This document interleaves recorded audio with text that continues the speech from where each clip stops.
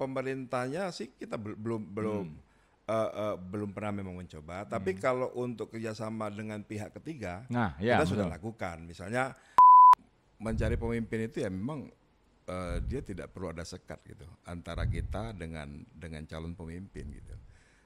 Jadi pemerintah pusat memasukkan industri security sebagai katakanlah faktor-faktor yang akan membangun bagaimana Indonesia Emas 2045 itu tercapai.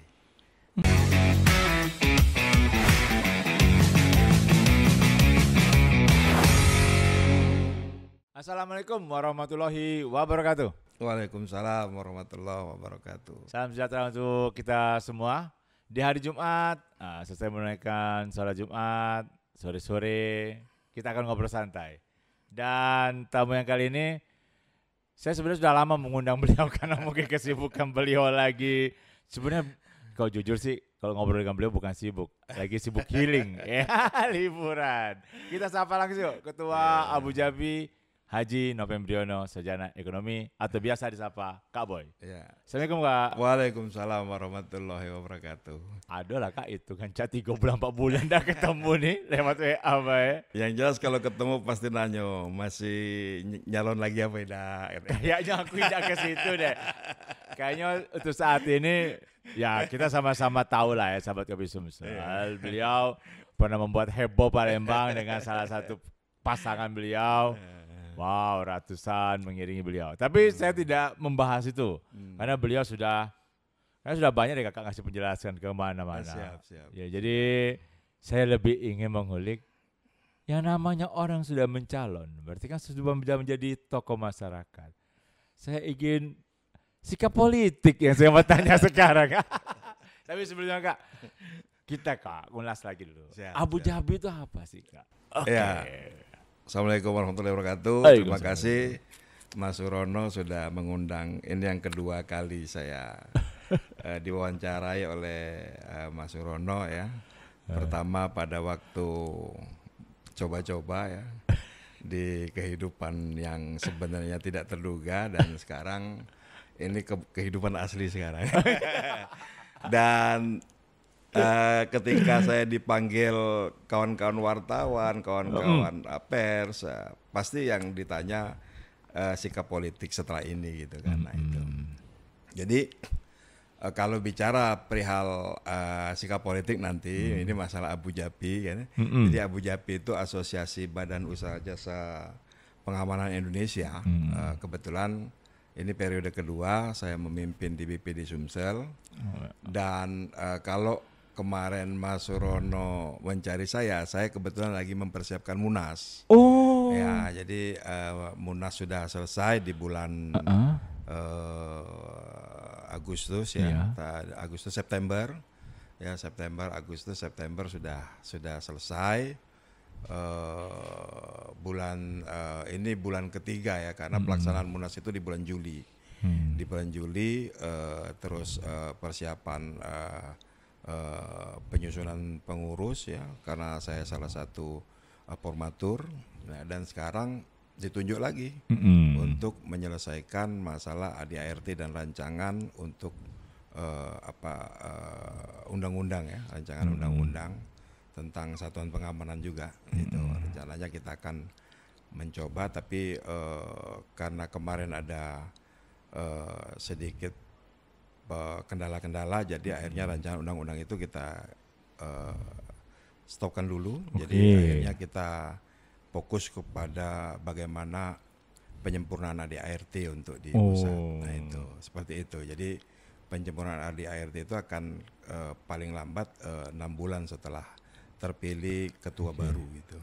Dan itu berimbas sangat besar tidak Munas itu terhadap kondisi kawan-kawan di Sumsel di organisasi Abu Dhabi? Sebenarnya enggak juga ya? Enggak juga, karena Abu Dhabi ini sudah 16-17 tahun ya. Artinya sudah berjalan sudah lama gitu, dan ini secara organisasi sudah berjalan di Palembang sendiri ini mau masuk tahun kedua periode saya gitu. Jadi artinya secara organisasi itu tidak signifikan berpengaruh gitu. Jadi karena rata-rata pengusaha ya, jadi nggak gontok-gontokan lah soal pemimpin pusat itu. Kira-kira walaupun dengan anggota yang sebenarnya keras ya dalam hal tugasnya, ya, ternyata bisa betul. dengan santai, bisa kayak. Siap. Masya Allah. Dan alhamdulillah hasil Munas itu secara santun diterima oleh kawan-kawan semua. Oke. Nah, itulah Abu Dhabi sahabatnya Nabi Sumsel. Tapi sekarang tadi sudah di ujung ini. Sekarang kita bicara sikap politik. Karena begini nih, Kak. Kakak kan tokoh masyarakat, kemarin sudah mengambil salah satu jalur untuk majulah. Walaupun mungkin Allah belum membuka jalan ke situ. Betul. Tapi kan di satu sisi kan itu suatu bentuk kalau ada nih keinginan untuk masuk ke dalam kancah pemilu kada. Nah, sekarang dengan masih berjalannya pemilu kada Kota Palembang, Pilgub, saya secara pribadi dulu mau nanya, baru ke Abu Dhabi dulu. Siap. Ini gimana sih Kak pandangan Kakak terhadap secara umum deh, Ya, Pilkada Kota Palembang dan Pilgub? Jadi ketika seseorang mencoba untuk mencalonkan diri, pasti dia punya katakanlah punya target, visi, misi, ya sehingga dia tertarik untuk terjun ke arah situ. Dan kalau ditanya siapa sih calon yang akan melabuhkan diri kita ke mereka, Asik. artinya ya yang jelas bisa menerima pemikiran-pemikiran kita gitu. Khususnya ya di bidang usaha jasa pengamanan gitu. Jadi apabila dari 3 kandidat kota maupun 3 kandidat provinsi mau menerima visi misi kita, ya kita akan dukung gitu. Dari sisi pengusaha gitu kan. Nah, itu karena terus terang saja ketika saya mencalonkan diri saya juga ngomong juga sama kawan-kawan, ini saya mau mencalonkan diri, ini apa visi misi segala macam gitu kan. Ketika kita sampaikan ya mereka support gitu.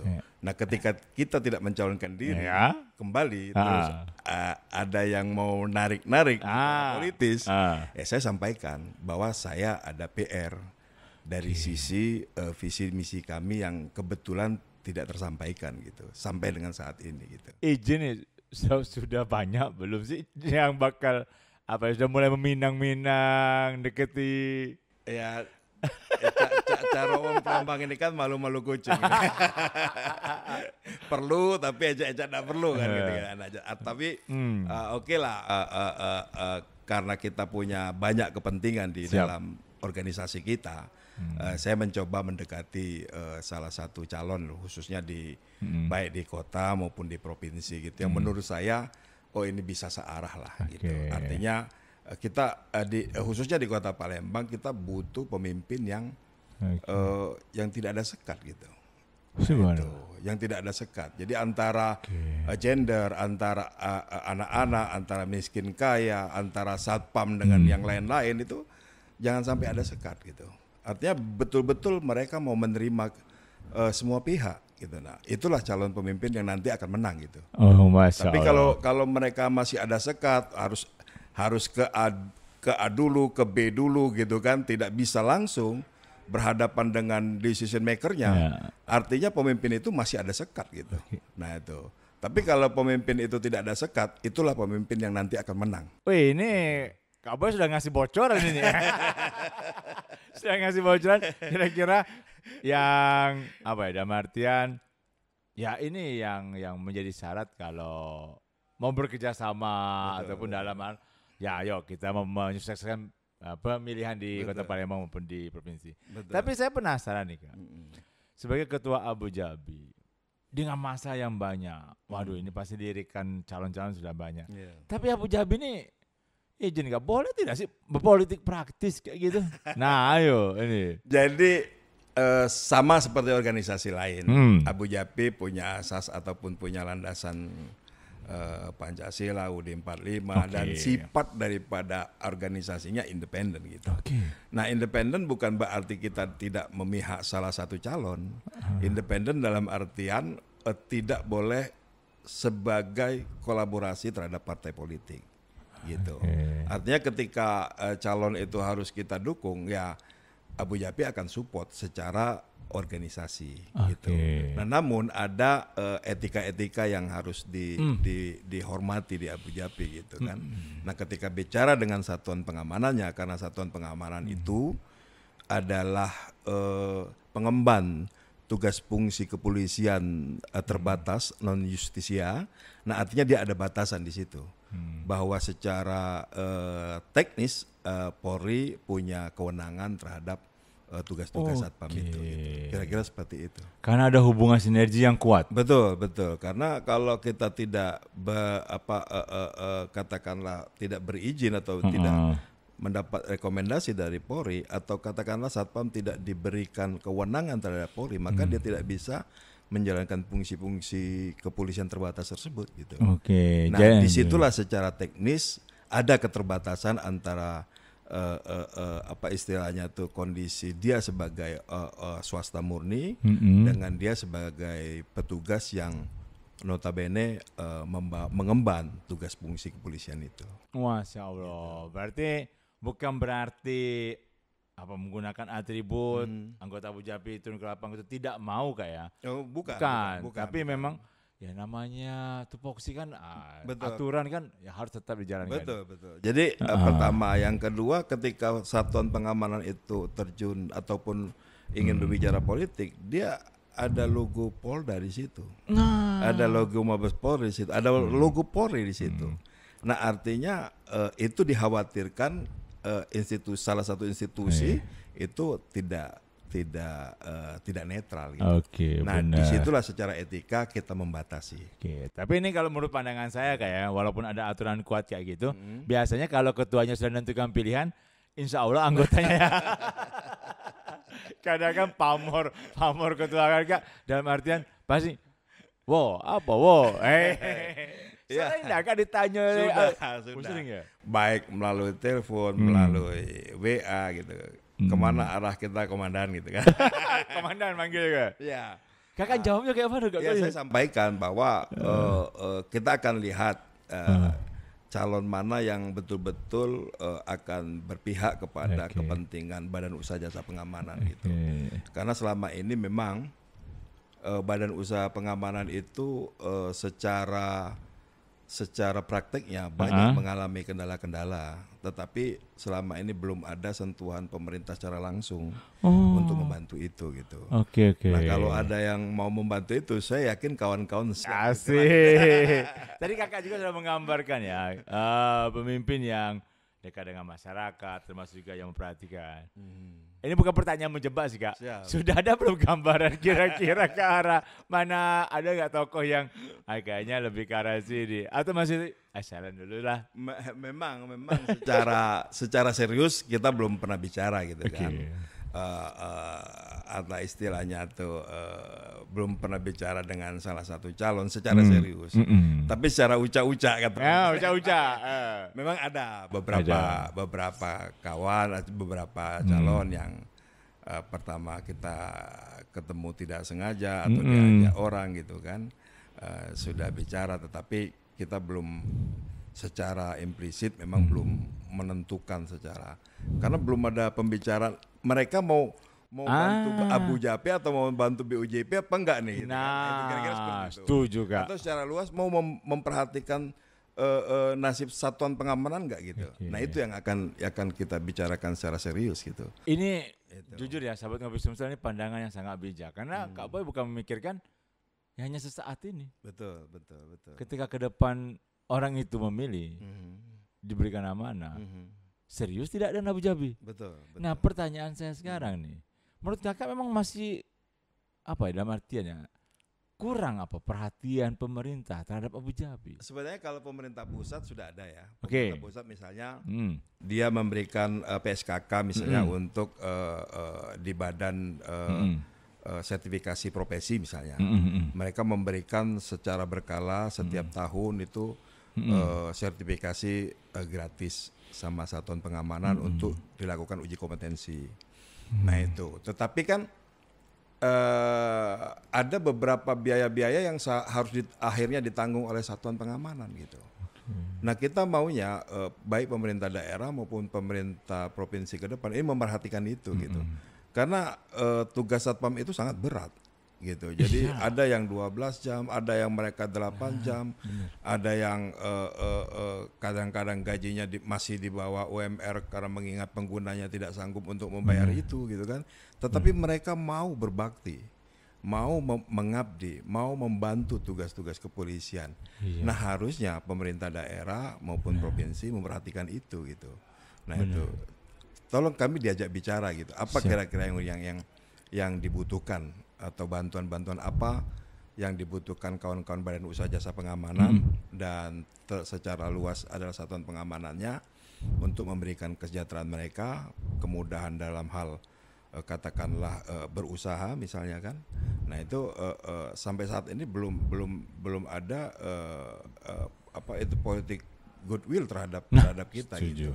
Nah, itu. Nah, ini yang kadang-kadang ketika kita mau berpihak kepada salah satu paslon juga, sementara mereka tidak mau berbicara secara serius tentang nasib kawan-kawan ke depan, ya saya juga nggak akan tanggapi gitu. Ya. Jadi sebenarnya bukan tuntutan keras kayak, tapi ya satuan pengamanan itu ya warga Sumsel. Iya, dan itu tugas pemerintah provinsi maupun pemerintah kota gitu kan. Benar. Nah, itu. Jadi bukan tugas pengusaha saja. Di situ harus pemerintah kota maupun pemerintah provinsi harus punya andil terhadap apa istilahnya tuh permasalahan-permasalahan yang ada gitu.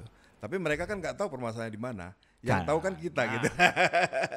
Nah, persoalannya sekarang memang pernah tidak hal itu disampaikan, Kak? Berdialog lah. Mungkin mereka tidak sempat ya. Aduh, bahasanya inilah enak gabonnya. Apa? Saya sering mendapatkan petua dari beliau itu apa ya? Hal-hal itu jangan selalu negatif. Oke, Kak. Iya, terus. Mereka belum sempat mungkin. Nanti apalagi sekarang kan ada rancangan pembangunan jangka panjang ya, 2025 kalau saya nggak salah. Nah, ternyata di situ jasa industrial security masuk ke dalam proyeksi itu. Jadi pemerintah pusat memasukkan industrial security sebagai katakanlah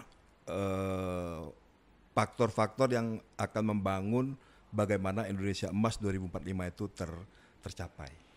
Nah, ini. Tapi kita belum dipanggil. Mungkin nanti akan dipanggil dalam rancangan pembangunan jangka panjang 2045.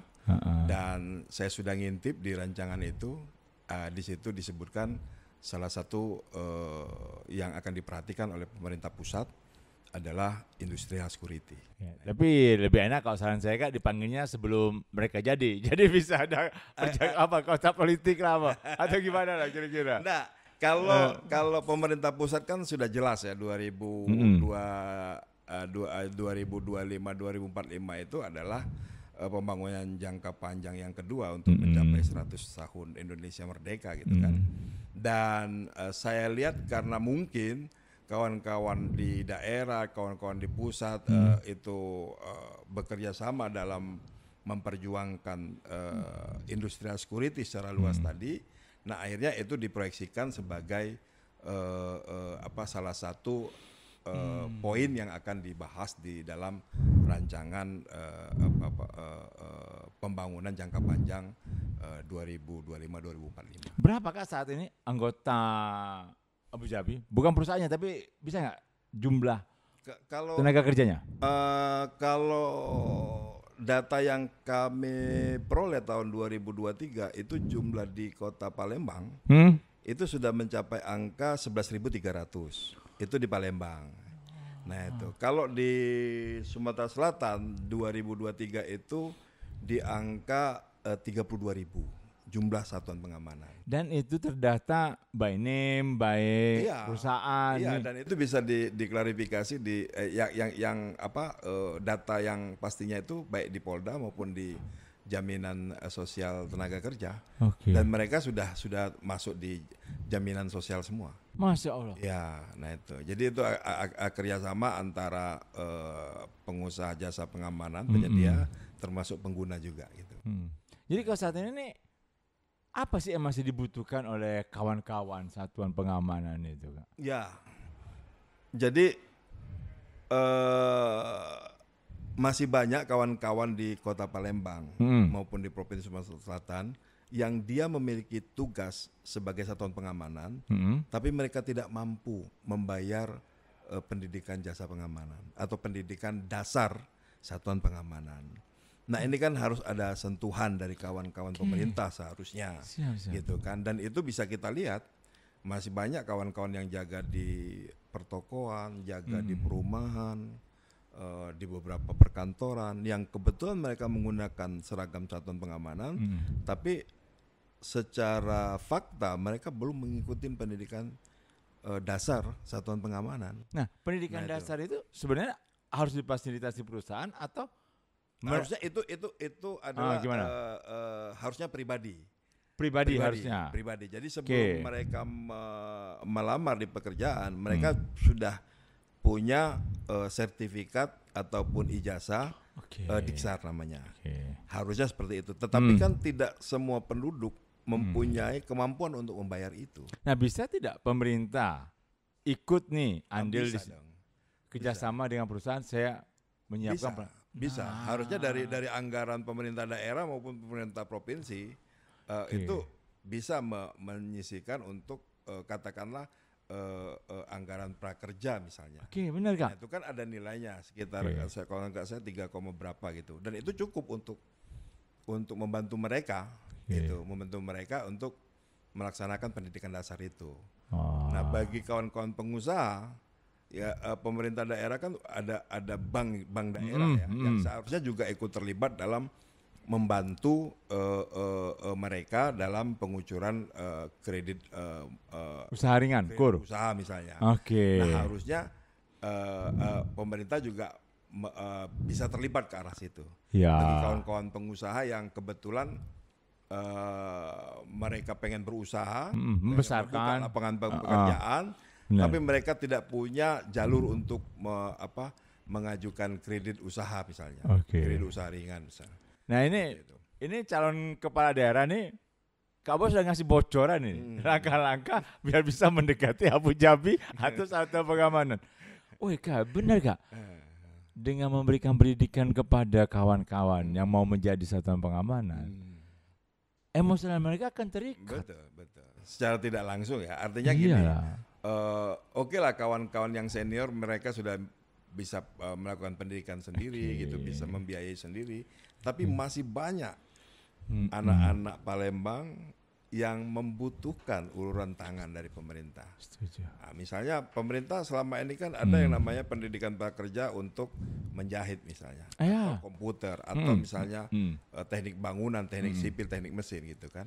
Nah, kok untuk satuan pengaman nggak ada gitu. Nah, ini kan pertanyaan besar bagi kita gitu kan. Nah, apakah memang ini merasa bukan tanggung jawab mereka, padahal ini tanggung jawab mereka juga. Tanggung jawab mereka, Kak. Saya termasuk juga tertarik yang KUR tadi, kredit usaha ringan, karena saya ngobrol dengan beberapa kawan-kawan pemimpin organisasi juga. Ternyata ada juga beberapa organisasi kayak kemarin ojek online itu diakomodir untuk KUR. Dan itu itu akan membuat apa ya?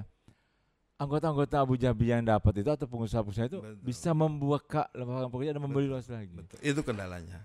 Kendala secara umum bagi kawan-kawan pemilik badan usaha jasa pengamanan, biasanya mereka terkendala dalam dana talangan untuk sebelum pencairan dilakukan oleh pengguna. Gitu. Sebagai ketua sudah pernah belum Kak mencoba menemui kalau ke pemerintahnya sih kita belum pernah memang mencoba, tapi kalau untuk kerjasama dengan pihak ketiga, kita sudah lakukan, misalnya dengan perusahaan-perusahaan yang membantu di biaya talangan, misalnya kan, tapi itu kan terbatas. Pertama itu, yang kedua prosesnya juga lama, gitu. Nah, yang ketiga bunganya juga tinggi. Nah itu permasalahannya. Makanya ada beberapa perusahaan-perusahaan finance yang membantu kita itu ya paling kesanggupannya cuma 1-2 proyek saja, gitu kan, 1-2 pekerjaan saja. Nah itu karena bunganya terlalu besar, nah mereka tidak sanggup untuk mengcover itu gitu. Dan satu lagi Kak, ini kan apa ya, jasa satuan pengaman ini kan Kakak bilang tadi di Sumsel sampai puluhan ribu. Mereka kan, mohon maaf ya Kak, kan kadang ditempatkan di tempat-tempat yang rawan, daerah pelosok. Itu bagaimana Kak, Kakak mengontrol kawan-kawan yang sampai sejauh itu Kak? Ya kalau itu kan ada sistemnya. Sistem apa istilahnya itu ada SOP-nya, ada job desk-nya. Itu secara teknis sudah berjalan gitu, tidak ada masalah. Tidak ada masalah ya. Apalagi sekarang ada Perpol nomor 1 tahun 2022 bahwa sekarang anggota satuan pengamanan melalui badan usaha jasa pengamanan sekarang satuan pengamanan sudah sah, sudah legal untuk dipersenjatai gitu. Ya. Wah, tapi tidak di semua tempat ya. Seluruh tempat belum. Seluruh tempat malah. Boleh sudah. Itu. Nah, bisa dikatakan ini semakin mantap nih sebenarnya organisasi ini. Ya karena satuan pengamanan ini adalah bisnis ini adalah resiko tinggi gitu kan. Iyalah. Nah itu jadi Polri dalam hal ini memberikan kewenangan ke arah situ, tetapi melalui badan usaha jasa pengamanannya. Gitu. Ada Perpol nomor 1 atau nomor 2 tahun 2022 tentang penggunaan legal senjata non organik, non militer, non Polri yang bisa digunakan oleh satuan pengamanan gitu. Jadi memang sebagai mitra strategis Polri ini kan ya. Betul. Dan benar-benar dalam artian yang dikatakan melekat, ya melekat karena betul. Secara teknis ya kita melekat gitu. Oke. Nah ini sahabat Kopi Sumsel nih. Kak Boy ini kan dalam artian sebagai ketua. Mungkin tidak bisa langsung dalam artian menggerakkan secara keorganisasian. Tapi secara pernah gak diajak diskusi untuk dalam artian oh kami ini pengennya yang ini terus yang kalau kayak gini jangan dipilih, atau Kak Boy itu membebaskan ke mereka. Gimana sih? Teknisnya gimana sih? Ketika komunikasi politik ini. Gimana? Ya kalau secara organisasi, secara terbuka memang ini agak apa ya? Riskan atau gimana? Riskan memang. Kalau secara terbuka. Tetapi kalau seperti itu yang saya sampaikan tadi, beberapa kawan-kawan kan sudah bertanya, ini arahnya kemana gitu kan? Nah itu arahnya kemana? Tapi saya sampaikan, kita mau mengarah kepada calon yang betul-betul memperhatikan bisnis kita. Gitu. Dan salah satu caranya, ayo diajak ngobrol dulu, diajak ketemu dulu, bincang santai dulu, ya kan Kak? Betul. Dengarkan dulu apa yang memang menjadi aspirasi dari Abu Dhabi. Dan kalau kita lihat obrolan tadi sebenarnya tidak terlalu besar-besar sih Kak. Serius ya. Dan itu tidak menggunakan uang pribadi. Iyalah. Dan kita justru memberikan margin kepada pihak bank, memberikan margin kepada pemerintah gitu kan. Nah itu artinya nilai itu tidak sekedar uang saja, tetapi secara istilahnya tuh secara fisikis pemerintah juga sudah berbuat banyak terhadap penanggulangan kemiskinan, pengangguran gitu. Dan apalagi saya tertarik tadi ketika pemerintah akan membuka pelatihan khusus untuk ya calon-calon satu pengamanan biar punya pendidikan dasar. Betul. Itu kan berarti kan meningkatkan ya masyarakat di Sumsel untuk sesuai dengan profesinya. Betul. Wow, luar biasa. Sebenarnya sudah terang benderang gitu kan. Asli Kak. Nah itu Kakak yakin tinggal goodwill dari pemerintah saja gitu. Kakak yakin tidak nanti ketika pemerintah membuka kesempatan itu akan banyak kawan-kawan untuk ikut pelatihan itu? Oh pasti. Karena masih banyak satuan pengamanan yang belum mengikuti pendidikan dasar itu kan. Dan mereka sudah bekerja, tetapi kewenangannya tidak ada.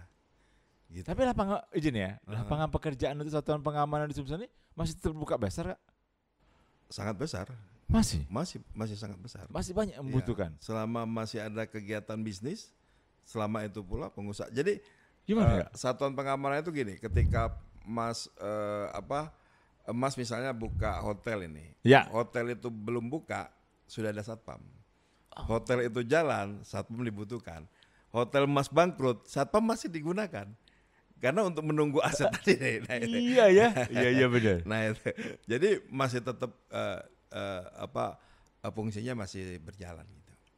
Iya, dan kayaknya menjadi syarat khusus kayak. Betul. Harus ada. Iya. Apalagi asuransi kalau tidak dijaga oleh satuan pengamanan dia tidak mau gitu.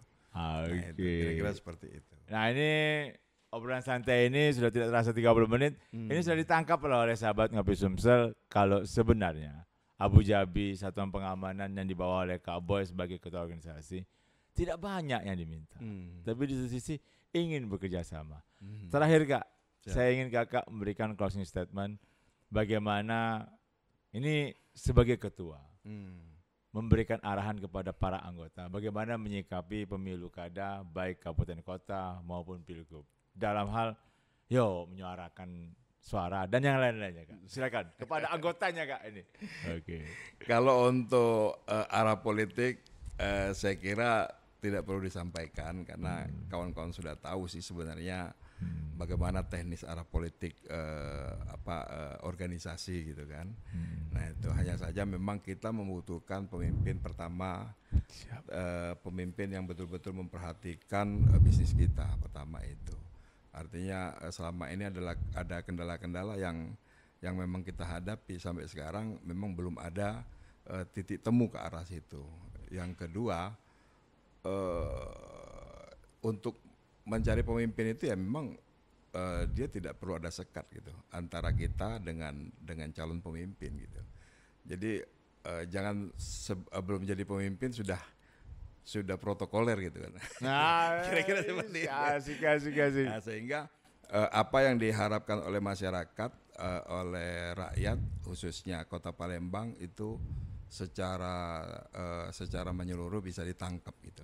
Saya kira itu sih. Oke, nasihat yang sangat bijak lagi sahabat Ngopi Sumsel dari Kak Boy dan pastinya organisasi Abu Dhabi yang dipimpin Kak Boy terbuka lebar untuk berdiskusi dengan para calon kepala daerah. Karena mereka adalah bagian dari Sumatera Selatan yang ikut membangun, ikut menjaga dan pastinya bertujuan untuk membangun Sumsel menjadi lebih baik, lebih maju lagi. Ayo dong, diajak ngobrol santai, diundang, diajak diskusi. Karena saya yakin komitmen mereka adalah komitmen yang bisa dijaga. Saya tutup. Wassalamualaikum warahmatullahi wabarakatuh. Asik Kak Boy.